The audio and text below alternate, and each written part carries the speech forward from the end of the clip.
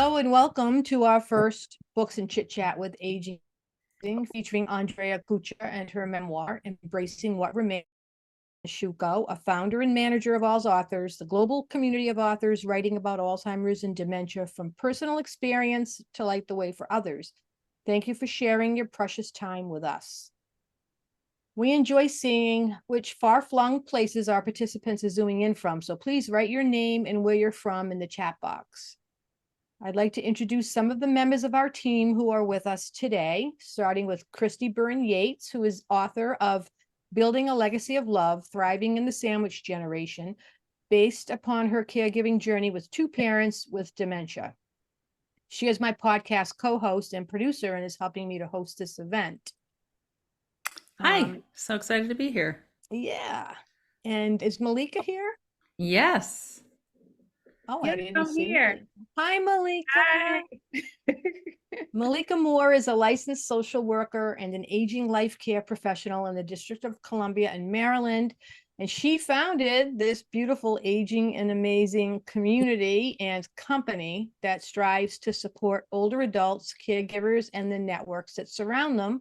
She has served in several different capacities in her professional career, including clinician, geriatric care manager, medical social worker, psychotherapist, support group facilitator, and adjunct professor. So welcome, Malika. And we also have Allie Parker, and she's Malika's associate and an undergraduate college student at the University of Maryland studying psychology. She plans to go into mental health therapy and has a special interest in the older adult population. Hello, Allie. Hi, everybody. It's nice to see everyone. And we also have Ann Campanella, who is a member of the AlzAuthors management team and author of the memoir, Motherhood Lost and Found. Hi, Ann. Hello, great to be here. And Flory Munat. Did I say that right, Flory? It's Manat. Flory Munat is author of Be Brave, A Wife's Journey to Caregiving, and she is our February author. So please get Flory's book and get ready for next month's book club discussion. And also Sue Fagaldi-Lick is here.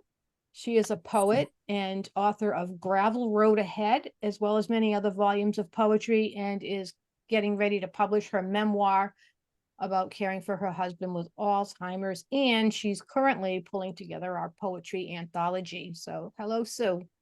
Howdy. So glad to be here. Terrific. Did I get everybody on the team? I think so. And upcoming authors. Okay, there's a little bit of housekeeping to do. So as you may know, the event is being recorded. We will post it to our YouTube channel and produce it for our podcast, Untangling Alzheimer's and Dementia, which you can listen to on all the major podcast sites like Apple and Spotify. And you'll find it on our website, AlzAuthors.com. If you want to know when the replay becomes available, check your email. The announcement will be made in our weekly newsletter. Check your spam, and if you don't see it, email us at alzauthors@gmail.com. Or you can watch for it on the book club channel in the community, because we will post it there as well. If you do not want to be seen in the video, please turn off your camera. All participants will be muted, but if you would like to speak or ask a question, please raise your hand or leave a message in the chat box. All right, I think we're ready. Let's get started. I'd like to introduce our featured author, Andrea Couture, who helped care for her father throughout his dementia journey. Like many young caregivers, Andrea was also raising young children at the time, caught in the sandwich generation, trying to balance needs and give her energy and attention to two families at once, not an easy task. Andrea is a gifted writer and documented her family's story in her moving memoir, Embracing What Remains. Welcome, Andrea. Please tell us a little bit about yourself. Thank you. I'm so happy to be here. I'm Andrea Couture. You guys can call me Drea. Sometimes it's easier to remember and pronounce. I did write Embracing What Remains. I published it about 2 years ago, and actually 2.5 at this point. It was June of 2021. I live in New Hampshire. I have 3 kids. They are now 7, 11, and 15. Mostly I'm a stay-at-home mom turned author, I suppose, an advocate for Alzheimer's and dementia, as I am an AlzAuthor, and I'm also an acquisitions editor for AlzAuthors, which means I'm part of the team that reads books and welcomes them to our collection if we find them appropriate. I don't know. I guess that's it. I'm almost 45, so there you go. Okay, That's all. So I'm wearing You're one of- glasses. Yes. You're one of our young ones. Yeah, I guess. So you mentioned your children, and I know that your father was diagnosed when you were either pregnant or had just had your last child. Right. So it was a very busy, anybody here who has children knows a very busy, hectic time in your life. But I wanted to ask you how you had personally balanced your competing priorities as both a new mom and a homemaker, wife, and then daughter to a parent with dementia. I think in the beginning, when my dad was first diagnosed, he was still functioning fairly well. And so when my son was born in February, my dad was diagnosed in November of that same year.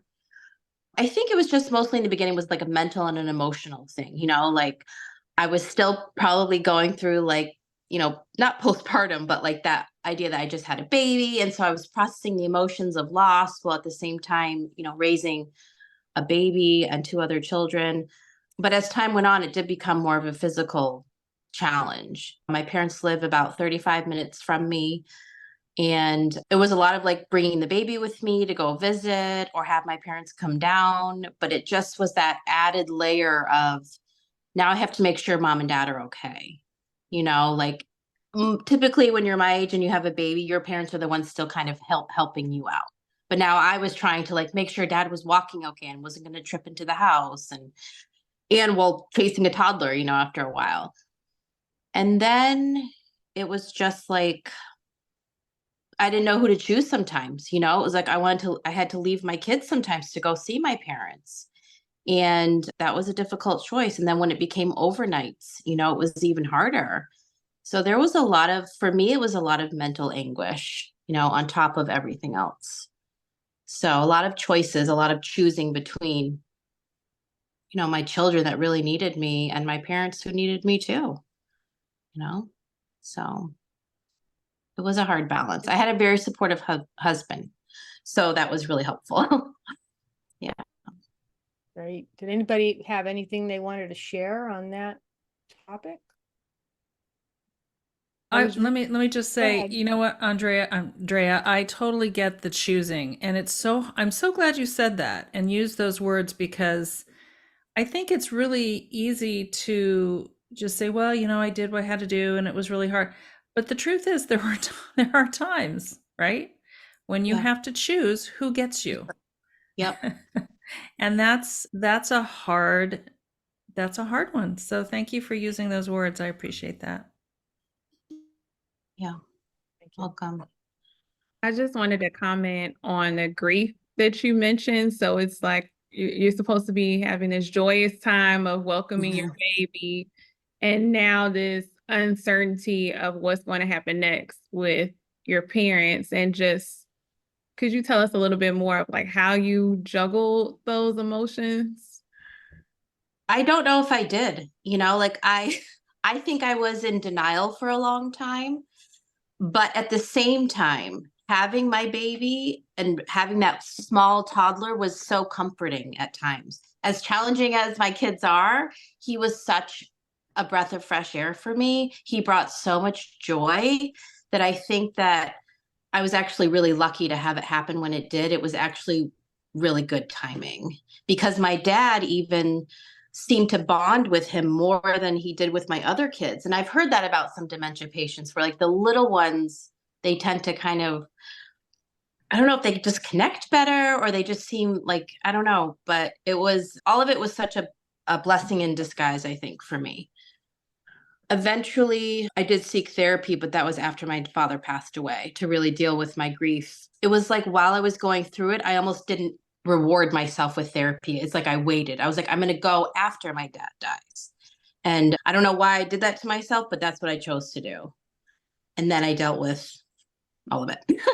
So that was kind of, and I tried to do other self-care things like exercise and just spend more time just, I guess, focusing. And then writing my book was huge for me. It was such therapy for me. So, Right, yeah. because your father was still living when you wrote the book. He was, and he was still living when the book ends too. Like at the end of the book, my dad is still alive. I think date-wise, it's probably January of 2021 when I end the book, and my dad didn't pass away till May of 2022. So, yeah. How did the rest of your family feel about you writing the book and such a personal story? Everyone was really supportive. My mom was like, yes, go for it. She read the whole thing and she really approved of it. I let my sisters read it, and one read it after it came out. That was up to her. And she was like, oh, I wish you should point out something in it.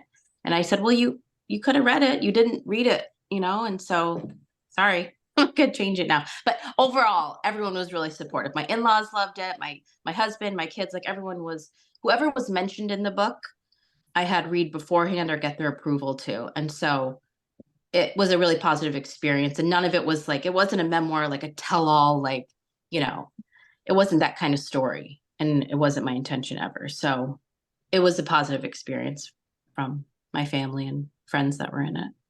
So. Drea, I just wanted to say I really resonated with your experience because I too was a younger caregiver in my 30s when my Right. mom developed Alzheimer's. And I loved what you said about holding your son and what a comfort he was, because I felt that same way with my daughter when she was born. It was like, I didn't want to let her go because she was that sense of calm and peace and beauty and joy in the world. And just beyond that, there was a lot of grief and difficult Yeah. emotions. So thank you. Yeah. Thanks, Anne. Lori, you wanted to speak? Yeah, I had a question about writing your book while your dad was still alive. And I just wondered, you may not know the answer to this, but do you feel like you have another book in you from the perspective of after he died, something more tuned into grieving perhaps, or are you journaling about it? I am actually, and I started writing probably a month or two after I published the book, again, writing little vignettes. And so I do have almost another book, but I just don't know if and when I'll publish it. It's written more like little vignettes and me reflecting on it, not so much the story, like the novel that Embracing What Remains is. So I worry that people won't enjoy it as much or want to read it. I think the format intimidates me, even though I felt really good writing it. And yeah, I talk a lot about grief. I talk about actually when my father dies. I tell you that story. I talk about, the months leading up to it. And then I actually go a whole year after he dies. Like I write a whole year kind of vignettes following his death too. So we'll see. I don't know. My mom wants me to publish it. She's like, you need to publish that. And I said, I know. It's just, as writers and authors, it's very, I don't know, it's like such a leap of faith to put your work out there. And it's funny because I always say, I can't believe I say that about the second time, but the second time is more intimidating to me than the first. I don't know why. Yeah. That's, I think, for all authors, especially if your book was very well received and successful, and then you're afraid you can't replicate that success again. Right. I think that's part of my concern is. But it sounds like an interesting book, and it would be very helpful to younger people who are also grieving the loss of a parent with Alzheimer's like that too. There isn't really a lot written for that population, and most of the things are, older people, which is kind of the course of the whole thing, really. But there are a lot of younger people that I think sometimes get forgotten or left behind. I think so. And I think that I touch upon some stuff in grief that I didn't realize I would have. Like, for example, there's this section I write about, we're in Maine on vacation and we're on this trolley and there's all these people on it with us. And it's such a it's like warm and the air's blowing there. And then I see this older couple who's probably, I don't know, like 75, which is older than my dad was when he passed away. My dad was 73 when he died. And so they're going to a clam bake and they're all kind of talking about it. And I started to cry because I was like, you know what? I'm not sad that my dad's not with me. I'm not sad that he died, but I'm sad that he's never going to be that person, you know, and that's part of grief, is like grieving what will never be for them, you know? And so I think that we all have that in certain situations with grief, you know, whether it's a child that you've lost and they're never going to be, or, you know, you just think about the life that they'll never have. And so I write about that and how it's just sort of like a realization for me, you know, that it's not that he's gone. It's not that I missed him right there. It was that I missed his future for him, you know? So, Malika? yeah. Think so. Kind of still on this topic of grief. I know your dad was very successful, and so I know, just talking to a lot of caregivers, being a long distance caregiver myself, is, you know, how was it for you? Sometimes I'll hear caregivers say, like, I was grieving, or I felt the loss before the person I knew was gone before they passed away. And so when they passed away, some of them didn't have many tears because they felt like they shed so many, like that example you just gave. How was it kind of reconciling? And another piece is, sometimes I feel like it could be hard as the disease progresses to determine, okay, what's really the disease? Because I know this person to be so strong and being able to do X, Y, Z. So you want me to address watching him decline maybe from where he was, or? Whatever you like. I think the biggest thing that I struggled with for my dad was his lack of speech and then eventual loss of speech. There was no way now for us to communicate. And so it was like he was this, I don't even know if he would say like shadow for like 2 years. It was just like this body, you know, who once in a while smiled. And he was so calm. He was so whatever, but it was like he was gone. He was just like going through the motions. But so, yeah, I definitely lost my dad before he died. And that was really hard. And so it wasn't like, oh, he's dead and now I'm going to grieve. It was like I grieved the minute I found out he had dementia, and it just carried on, you know, for like 5 or 6 years. It was, you know, what's next? What's he going to lose next? Or what ability? And then it became, you know, when people ask us, and I know this happens to everyone with Alzheimer's, a connection. They say, oh, do they still remember who you are? I have no idea if he remembers who I am. How am I supposed to confirm that? He doesn't speak, right? And so I thought it all the time in my head, but I was like, he was never going to forget me, you know, like, and I know Marian has said something so beautiful before, where she said they don't ever forget the way that you make them feel, you know, and it's like, or they know that they love you. They may not know who you are, your name. And, you know, it didn't matter to me anymore. And so I had to really like lower my expectations and my, I guess, like I write in my book, like find the simple joys with my dad, like really simple. Like if I could get him to smile at me one day, that was going to be enough. So yeah, there was a lot of grieving of, you know, watching him decline from this very successful, like, I don't know, it was just so humbling in so many ways, you know, but also, and I can't believe I'm going to say this, but it was also really beautiful to watch my dad decline and lose him before he died, because I saw him in such a different light that I also see that as a gift. That I started to see my father as a man and not just this surgeon or this famous doctor or whatever. He became just a man to me. And I really value that experience, you know, saw him as a human. So I don't know. Maybe that's just the way I process grief, but yeah. That's really beautiful. Sue, you wanted to add something? Yeah, and I really identify with how you felt about your dad. I felt that same way with my father, that I really see a human to human as opposed to the authority figure that he had always been. Yes, there was that. I wanted to ask you about your mom. you're dealing with your kids and your father, but she was there all the time. And were you worried all the time about her and her safety and her mental health? And she was also being deprived of being free to be the full grandma probably that she wanted to be. Right. How did that go? That was really hard. I mean, in the beginning, it was okay. And then it was like, mom's never leaving the house. Like, she won't leave because first she was like, well, you probably can't be without me. And then it was, for the last year of his life, it was, he's going to die if I leave.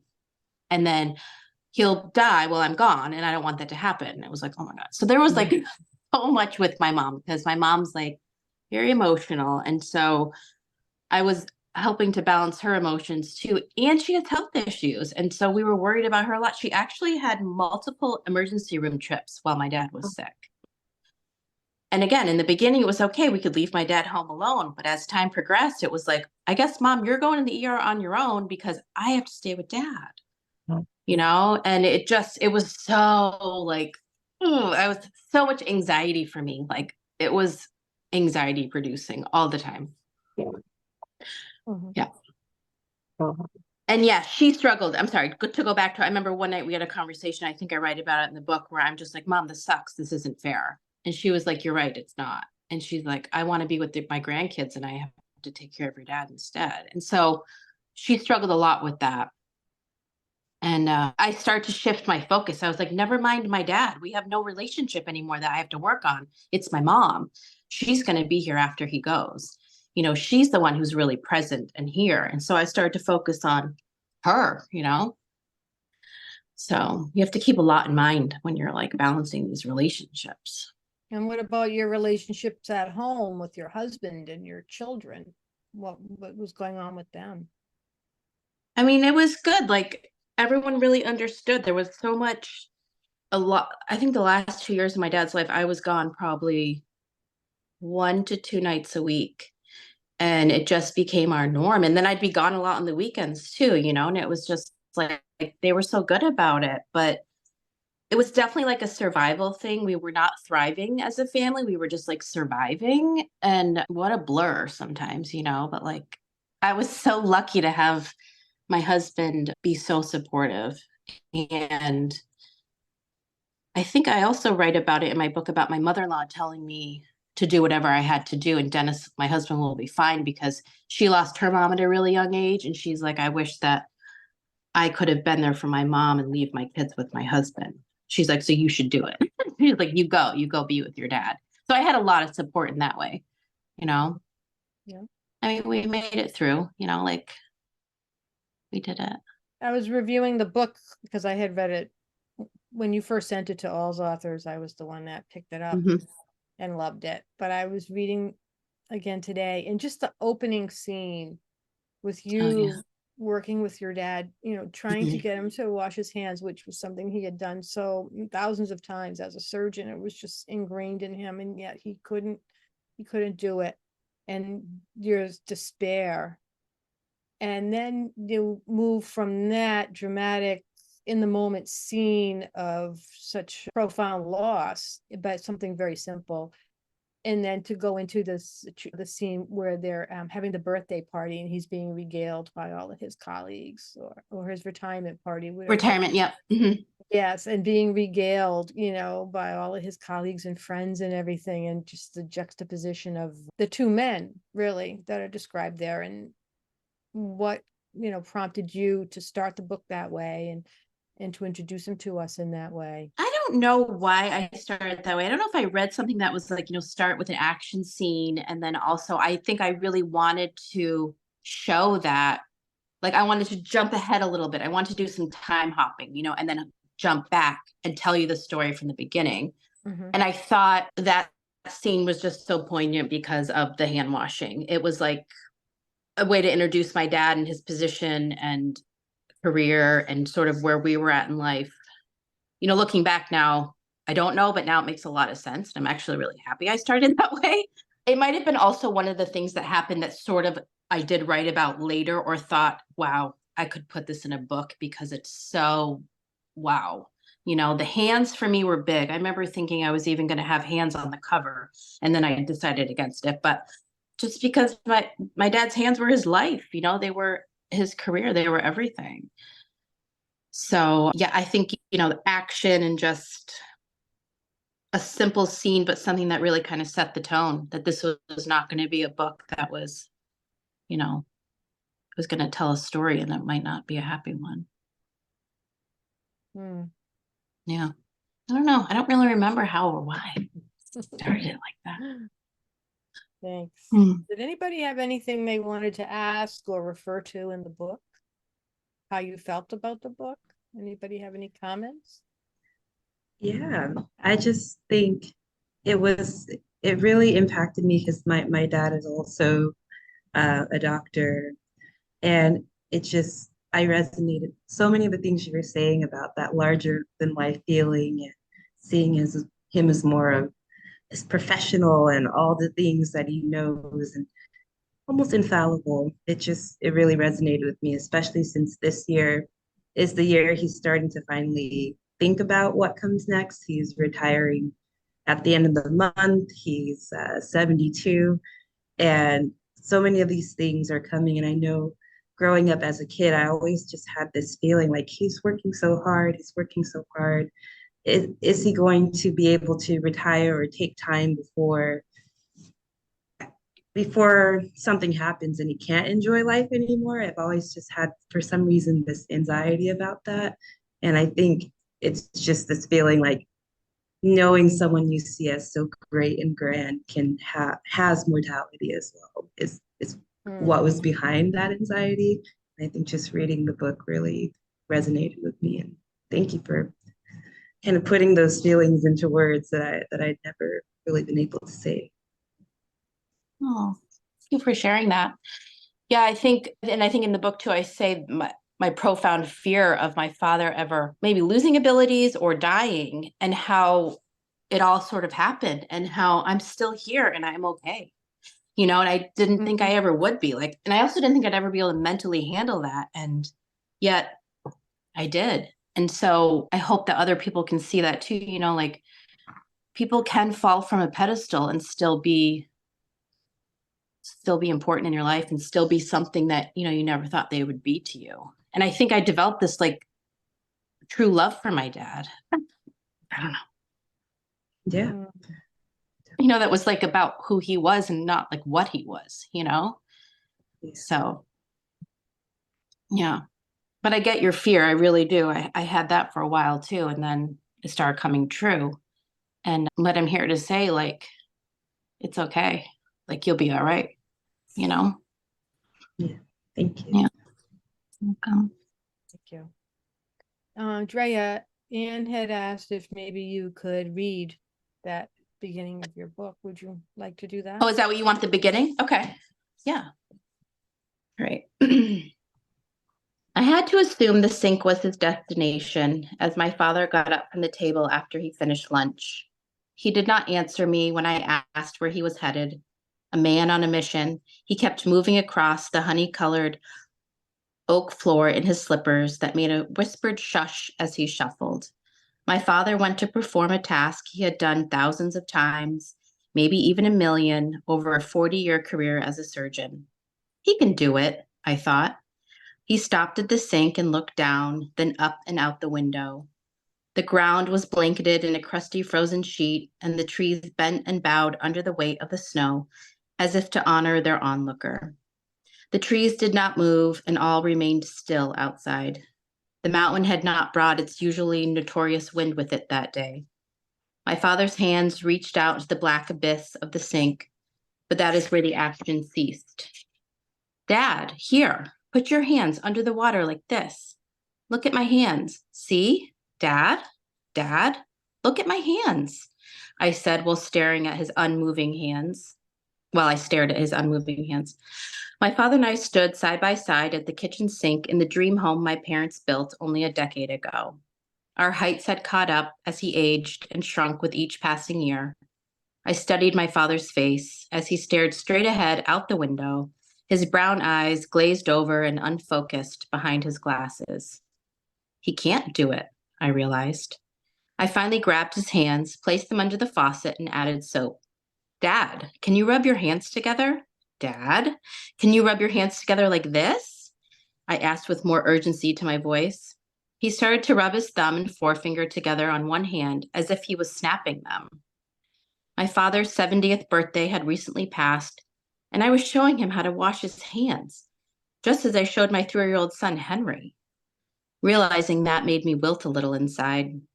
He wasn't really following me. I felt my eyes blur with tears, and a twinge of impatience and annoyance pinched my throat. I knew he was slipping deeper. I knew his disease was eating away more of him. I wanted him to do it on his own. I reached for the dish towel on the counter and dried his hands. For a moment, I pretended he was a surgeon again, and I was his operating room nurse, prepping him for surgery. Maybe this act comforted him, or maybe it confused him. I half joked, "Doctor, your towel?" I used this moment of levity to escape the dark reality we were navigating, and for one brief instant, I imagined the man he was 5 years ago. Yep. Yeah. Poignant. Beautiful. Yeah. It was hard to see. Yeah. The kitchen, yes. Where I was many times after that, let me tell you. Spent a lot of time at that window, thinking, whatever. But yeah. So. Sue, you want to comment? Yeah, and especially comparison to teaching a little boy. I see mothers doing this all the time, put your hands under the sink, a little soap, and but they can learn, and your father was going the other way and could not learn. That's so hard. I wanted to ask, did you work with an editor or a critique group or anybody while you were doing this, or was it all on your own? So I wrote the whole thing, and then I contacted an editor who specialized in memoir editing for women at the time. And so her and I went through it. I think she did a copy edit. She did a developmental edit. So it was sort of like she would go through it and she'd say, "I want more emotion here. Tell me more how you were feeling." Like I would tell the story, but she's like, "How did you feel?" And so that really helped bring out a couple more things for me. So I worked with her a little bit. Yeah. But I didn't do any, I didn't have ARC readers and I didn't have beta readers other than my mother, who would read it and be like, "I loved it." So. Yeah. Yeah, I did that with mine too. And she was like, "I need more of your love story. I need more Fred." She was not just the nitty gritty, but give us more of the feeling part of it. Yeah. Yeah. It was really helpful for me too. It is helpful. Yeah. Okay. Oh, Lisa. Hi. Let me put my hand down there. So I found your book because I have searched often for books of daughters and, caring for their fathers with Alzheimer's. So I was super excited to hear about your book and to order it. And actually, my husband was in the States at the time, so he was able to get it there for me and bring it back here. We're in Mexico.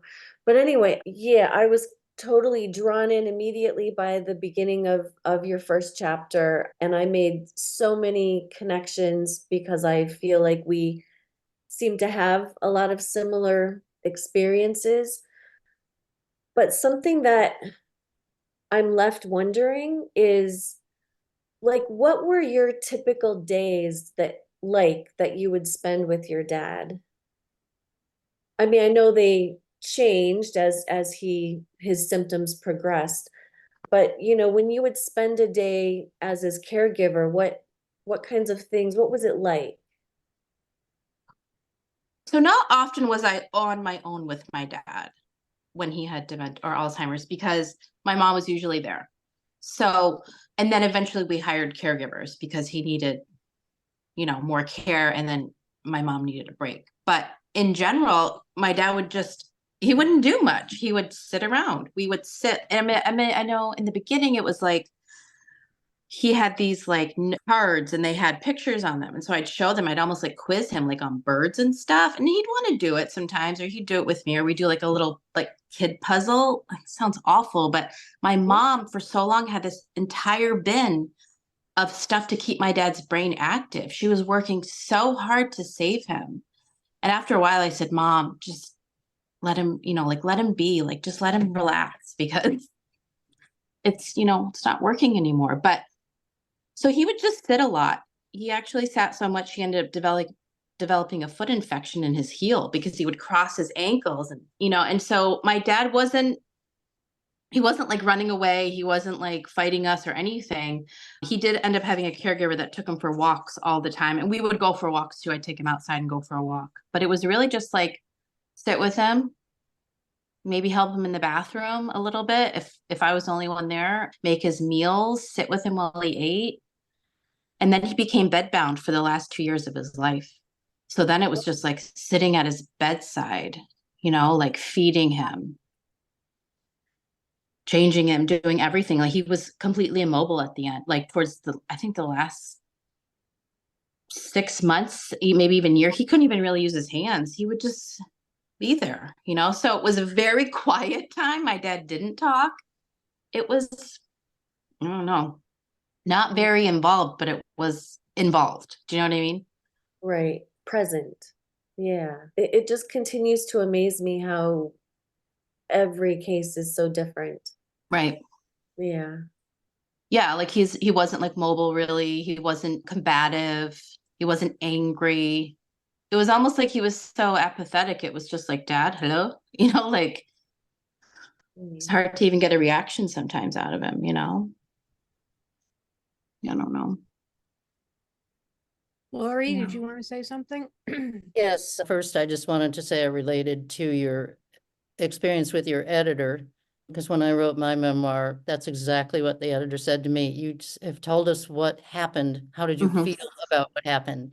And that's where you dig in and you do the real work of grieving and piecing together whatever kind of meaning you can make out of what happened to you, even though it's pretty irrational what happened to you and undeserved, but that's life. So my other question is, did you ever find ways to communicate with your dad that were nonverbal?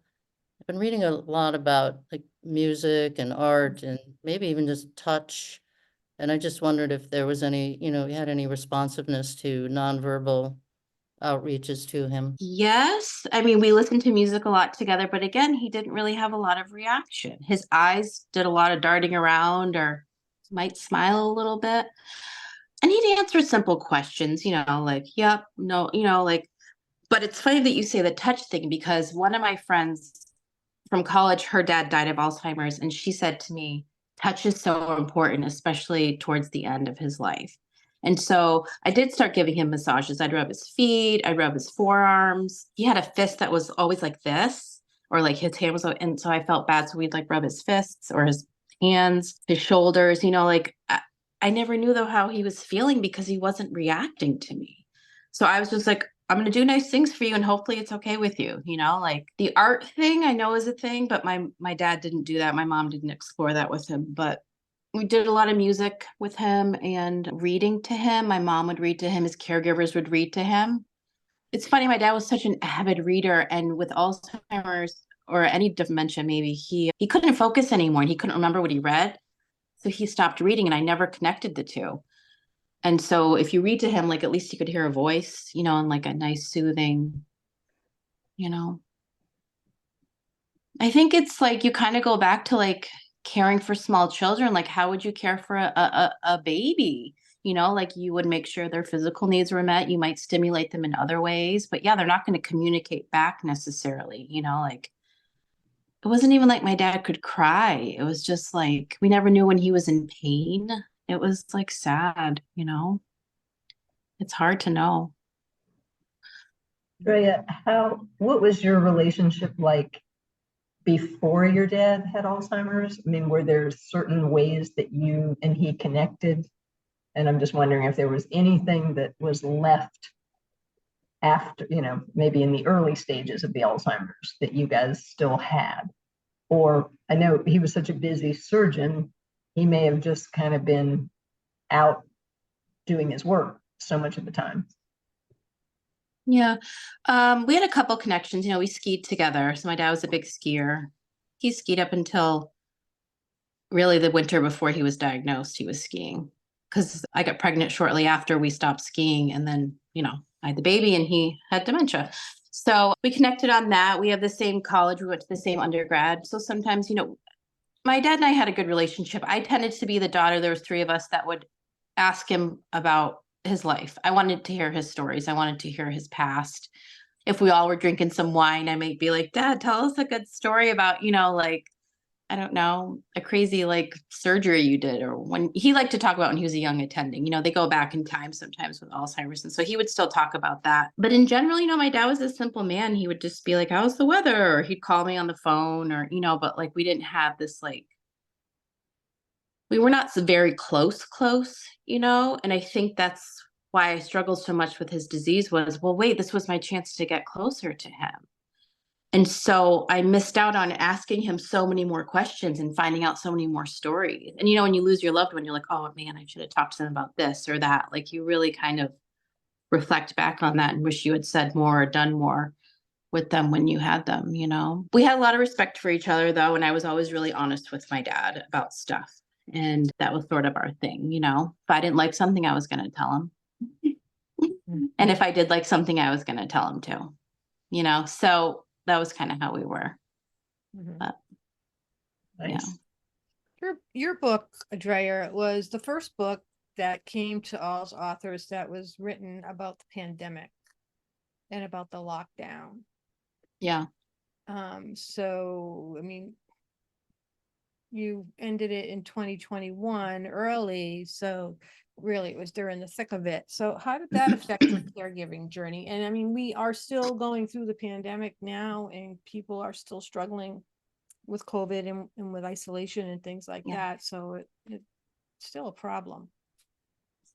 Oh, when COVID hit, it was like such a punch to the gut for my family. I was like, really, we needed one more obstacle, like now how do we even, it was like, it was almost like unbelievable. Cause I was like, now I can't even go there, like, and I just remember saying to my mom, we should put Dad in a nursing home, because what if you don't have care for him one night?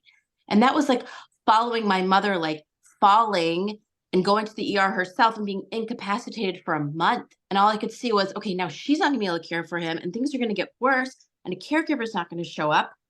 And then what? Like I go there and I give them COVID or something. It was ridiculous.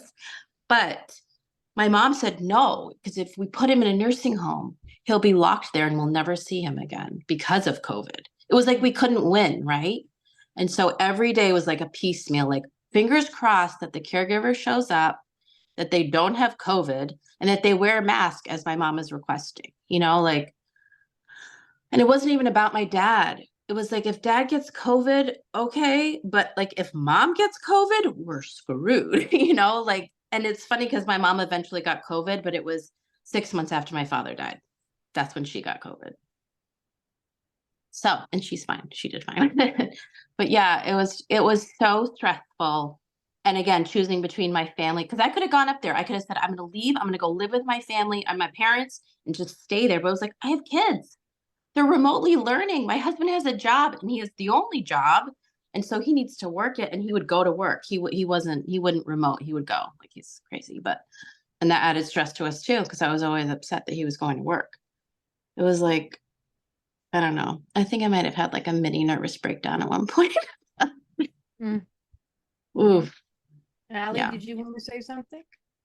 Yeah, I mean, so I'm 21, so I don't have deep experience as a caregiver, but I worked at an assisted living home for 4 years, from 2019 to 2023, so the thickest COVID that was, and that's my closest experience with caregiving, because the only thing I did for a couple of years was work at the assisted living home, and I was like, I worked in the kitchen, then I worked in activities, so I still wasn't a titled caregiver, but for those years I felt like a caregiver to all of them, and I'm sure so many of them would say the same to me. But that was such a hard time, like you were saying, no matter which side you were on, whether you were at home trying to care for your parents who also live at another home, or if they lived in a nursing home.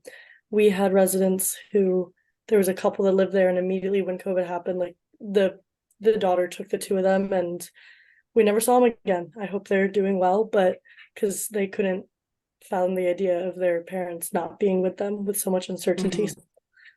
Really crazy, very hard time. It was, yeah, shaped a lot of things, but I'm really grateful for how much I was able to connect and build relationships with so many of the residents, because it really did, like, it was great. I was so grateful I could be that person for them, and frankly, it was a hard time for us all, and I was glad that they were kind of my saving grace as well. Did you want to read another excerpt? Did you have something else in mind?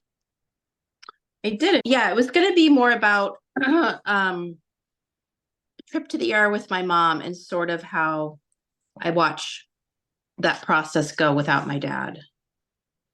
You guys want to hear it? I mean, Yes. some of you have read it, so hear it again. Okay. I think my mother welcomed the visit to the ER as it was a break for her. She was taken care of, had no responsibilities except for herself, and her health was someone else's priority. As a mother, I understood this, and I tried to remain respectful of this for her. I still hurt for my parents that my dad, the doctor, couldn't accompany her to the ER and be her voice as he had been for so many years. A few months prior, my mother had gotten a cat bite, and again, the blood thinners put her in a category that meant she needed to get to the ER immediately. That time, I took her while my dad stayed home. The ER doctor asked her who she lived with, and she said, "My husband, he has Alzheimer's, though, so my daughter came with me." She cried upon saying this. I choked back tears that day as well. I knew that was hard for her to say out loud, to admit, and most of all, to accept. That day in the ER exam room, while my mother said that through tears, I really felt as if life had shifted. My dad really wasn't there and wasn't able to be there to help. But I realized after that day, we got through it without him. My mother received the care she needed, and we did it together. It didn't change the fact she was missing my father at her side. She had lost her medical touchstone, her partner, but it proved she could do it on her own, whether she wanted to or not. In some ways, I think it was harder to witness my mother not having my father with her because of his disease than if my father had actually died. My mother not only had the struggle of losing a man who still lived, but also the struggle of taking care of him while grieving him. I grieved for both of them as I witnessed their relationship change and morph into something completely different than I had ever known. I witnessed my mother gain confidence in taking charge of her own health while my father slipped away into a battle with his, all while knowing that if he was healthy of mind, he would have been on the front lines with my mother. I missed my father's medical expertise and confidence, but I also just missed him as my dad and my mom's partner. He wasn't gone, but he wasn't there. The level of pain and frustration that presented to me was unbearable at times, and I wanted to scream and cry. It isn't fair. This is not how it was supposed to go. I wished he was still old dad. So that was the big turning point, when we realized that, as sad as it was, that, these were things we thought we couldn't do without my dad, and we could, So it was like all the things. It was like my mom gaining confidence and strength in herself while also being sad that she had to do that. But like, it was, I don't know, a lot of poignant moments and life stuff, big life things. I had a similar situation, a turning point, the same kind of a thing with my stepfather when he was going through a workup for dementia, and my mom got into an car accident with a friend and came home and had many broken bones and was severely debilitated, and he was of no assistance. Yeah. He could do nothing for her.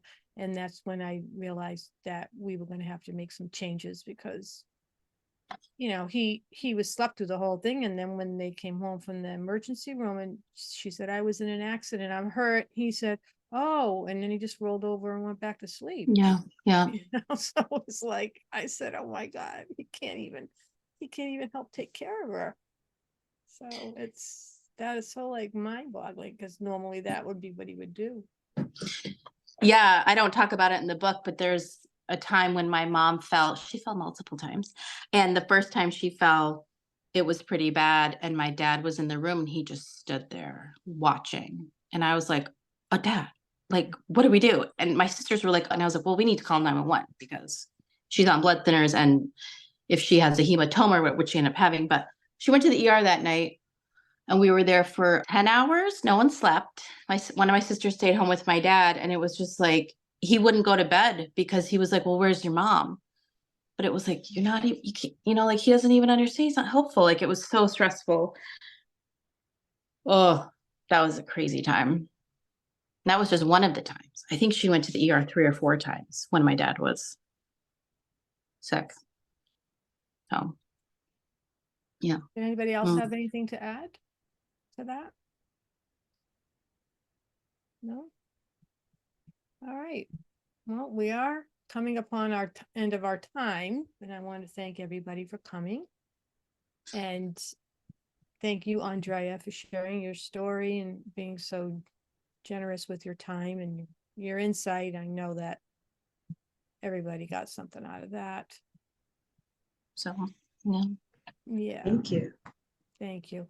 Just a few things before we end the meeting. We would love to see you at our next book discussion on Tuesday, February 27th at 7 p.m. Eastern time again with Flory Munat. Flory is the author of Be Brave, A Wife's Journey Through Caregiving. And it's her memoir about caring for her husband who had Lewy body disease following a stroke. And you can learn more about it and register for the event in the Books and the Chit Chat channel in the All Aging and Amazing community. But if you are here now and you're on our list, we're going to send you the link when that one comes up. You can be among the first to know everything at AlzAuthors as a subscriber to our weekly newsletter. You should have gotten one today. We sent one out. I added you to the list. But if you didn't, you can sign up at AlzAuthors.com and check your inbox every week for our news, introducing our latest author, podcast, special events, and more. And be sure to visit our blog, podcast, bookstore, and shop at AlzAuthors.com to find more resources for your dementia journey. And you can follow us on social media, Facebook, Twitter, Instagram, and LinkedIn, where we share a wealth of resources for the dementia journey. Remember, you are not alone. One can sing a lonely song, but we chose to form a choir and create harmony. Thank you so much for being here. Malika, did you want to say anything about Aging and Amazing? Absolutely. We're so glad to partner with AlzAuthors. I think the first book club was a success. And if you'd like to discuss more about the book in our online community, we'll put the info at agingamazing.com in the chat. So you can email us if you're not already in there, because we've been talking weeks and weeks leading up to this. So it's great. Thank you. Awesome. Thank you so much, everybody. Have a good night. Thank you for joining us for this episode of Books and Chit Chat, a production of Untangling Alzheimer's and Dementia, a special edition podcast produced by AlzAuthors.com. Please hit the subscribe and like buttons, and we'd love to hear your comments. Thank you.